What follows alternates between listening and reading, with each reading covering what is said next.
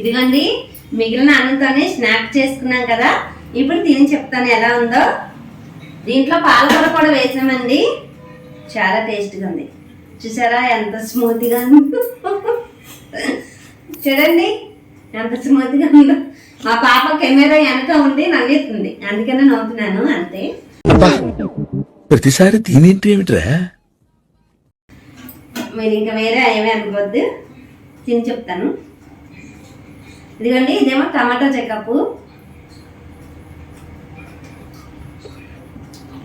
దేంతో ఎలా ఉందో చెప్తానండి. ఇదేమో చిల్లీ సాసు,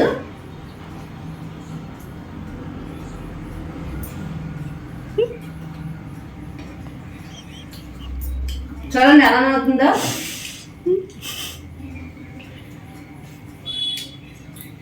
నాకైతే చిల్లీ సాస్తోనే సూపర్ నచ్చింది, ఎందుకంటే మనం స్పైసీ కదా, తెలుసు కదా మీకు.